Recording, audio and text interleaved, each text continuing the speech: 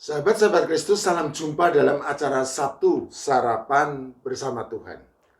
Adapun menu sarapan hari ini diambil dari Matius pasal 23 ayat 27 dan 28. Celakalah kamu, hai ahli-ahli Taurat dan orang-orang Farisi, hai kamu orang-orang munafik, sebab kamu sama seperti kuburan yang dilabur putih, yang sebelah luarnya memang bersih tampaknya, tetapi yang sebelah dalamnya penuh tulang belulang dan berbagai jenis kotoran. Demikian jugalah kamu, di sebelah luar kamu tampaknya benar di mata orang, tetapi di sebelah dalam kamu penuh kemunafikan dan kedurjanaan. Kata munafik menurut Kamus Besar Bahasa Indonesia Pusat Bahasa edisi keempat berarti bermuka dua, berpura-pura setia atau percaya pada sesuatu, selalu mengatakan sesuatu yang tidak sesuai dengan perbuatannya. Pengertian kata munafik ini selaras dengan kata Yunani hypokrites yang digunakan oleh para penulis Perjanjian Baru sebanyak 17 kali. Kata Yunani hypokrites sejatinya merupakan istilah yang lazim dipakai untuk menyebut pemain sandiwara yang bertopeng untuk menggambarkan karakter dari suatu tokoh yang diperankan. Jadi, karakter yang ditampilkan di luar oleh pemain sandiwara tersebut berbeda dengan karakter yang ada di dalam, yang merupakan karakter asli dari si pemain sandiwara. Oleh karena itu, kata Yunani hypokrites mengandung pengertian adanya ketidaksesuaian antara apa yang di luar atau yang ditampilkan dengan apa yang di dalam. Munafik. Saya yakin tidak ada seorang pun yang mau disebut sebagai orang munafik. Entah itu para rohaniwan maupun orang-orang biasa. Entah itu para pengajar agama yang dituntut menjadi teladan maupun para murid yang seharusnya juga turut menjadi teladan.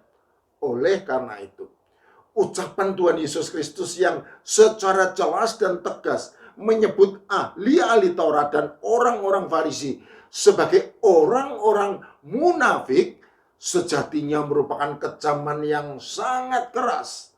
Apalagi ahli-ahli Taurat dan orang-orang Farisi notabene merupakan para rohaniwan, para pengajar agama Yahudi.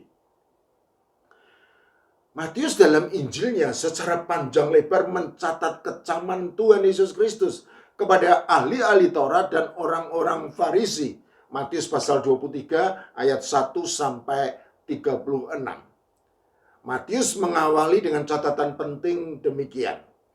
Maka berkatalah Yesus kepada orang banyak dan kepada murid-muridnya, katanya, ahli-ahli Taurat dan orang-orang Farisi telah menduduki kursi Musa. Sebab itu turutilah dan lakukanlah segala sesuatu yang mereka ajarkan kepadamu. Tetapi janganlah kamu turuti perbuatan mereka, karena mereka mengajarkannya tetapi tidak melakukannya. Matius pasal 23 ayat 1 sampai 3. Sahabat-sahabat Kristus, catatan pembuka pada pasal 23 dari Injil Matius ini sangat penting karena menunjukkan penghargaan Tuhan Yesus Kristus kepada ahli-ahli Taurat dan orang-orang Farisi yang sejatinya merupakan para rohaniwan, yaitu para pengajar agama Yahudi yang menduduki kursi Musa. Jadi, kecaman Tuhan Yesus Kristus kepada ahli-ahli Taurat dan orang-orang Farisi bukan atas dasar rasa benci kepada pribadi mereka, melainkan atas dasar rasa jijik kepada perbuatan mereka yang tidak sesuai dengan apa yang mereka ajarkan. Tuhan Yesus Kristus selalu memaparkan kemunafikan tersebut dengan bukti-bukti konkret sebagai berikut. Mereka mengikat beban-beban berat lalu meletakkannya di atas bahu orang, tetapi mereka sendiri tidak mau menyentuhnya. Semua pekerjaan yang mereka lakukan hanya dimaksud supaya dilihat orang. Mereka memakai tali sembayang yang lebar dan jubah yang panjang. Mereka suka duduk di tempat terhormat dalam perjamuan dan di tempat terdepan di rumah ibadat. Mereka suka menerima penghormatan di pasar dan suka dipanggil rabi. Matius pasal 23 ayat 4 sampai 7. Perilaku munafik apalagi dilakukan oleh para rohaniwan yang seharusnya menjadi teladan sesuai dengan yang mereka ajarkan, jelas merupakan kekejian di hadapan Allah. Itulah sebabnya Tuhan Yesus Kristus secara tegas mengecam perbuatan ahli-ahli Taurat dan orang-orang Farisi yang munafik tersebut dengan pernyataan, celakalah kamu. Matius pasal 23 ayat 13 sampai 36.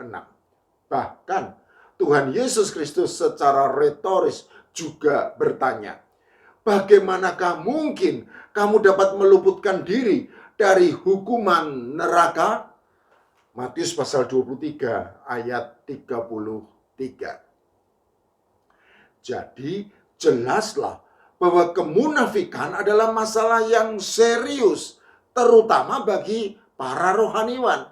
Karena di sebelah luar tampaknya benar di mata orang, tetapi di sebelah dalam penuh kemunafikan dan kedurjanaan.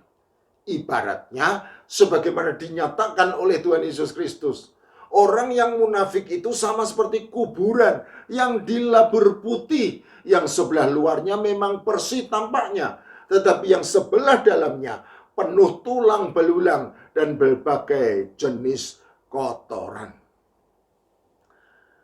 Munafik. Saya yakin tidak ada seorang pun yang mau disebut sebagai orang munafik. Entah itu para rohaniwan maupun orang-orang biasa. Entah itu para pengajar agama yang dituntut menjadi teladan maupun para murid yang seharusnya juga turut menjadi teladan. Entah itu saya maupun siapa saja, termasuk kalian. Sahabat-sahabat Kristus, harus diakui bahwa kecaman Tuhan Yesus Kristus secara spesifik ditujukan kepada ahli-ahli Taurat dan orang-orang Farisi yang notabene merupakan para rohaniwan, para pengajar agama Yahudi. Tetapi janganlah kita mengarahkan ujung telunjuk kepada para rohaniwan saja, melainkan juga harus berani mengoreksi diri sendiri. Tidak ada seorang pun yang mau disebut sebagai orang munafik. Oleh karena itu, apabila tidak mau disebut sebagai orang munafik, maka seyogyanya kita juga jangan berlaku munafik. Amin.